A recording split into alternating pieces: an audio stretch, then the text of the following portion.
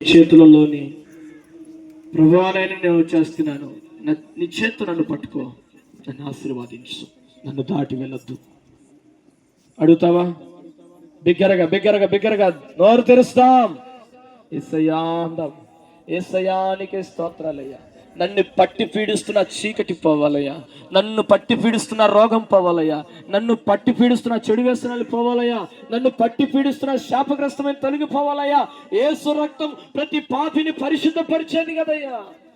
ఆ పాపము నుండి, ఆ దోషము నుండి, ఆ శిక్ష నుండి నన్ను తప్పించు. ఆ చీకటిలో నుండి వెలుగులోనికి నడిపించు ప్రభువా. ఆ దుఃఖకరమైన దినముల నుండి సంతోషకరమైన దినముల వైపు నన్ను నడిపించు ప్రభువా. ఆ శాపగ్రస్తమైన జీవితమా నువ్వు నాకు కావాలి ప్రభువా. నీతో పాటు నేను ఉండాలయ్యా, నీ కొరకు నేను బ్రతుకుతానయ్యా, నీ కొరకు నేను జీవిస్తానయ్యా, నీ పనిలో నేను వాడబడతానయ్యా. ఎస్ తండ్రి, ఈరోజు నుండి నీ కొరకు నేను జీవిస్తాను అయినా.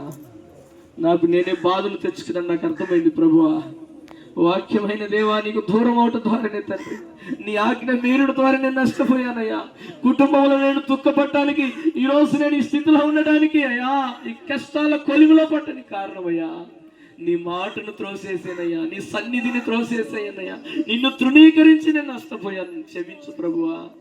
నన్ను ప్రేమించి మరలా నాకు వాక్యాన్ని వినిపించావు అయ్యా. నాకు సమీపంగా వచ్చావు తండ్రి.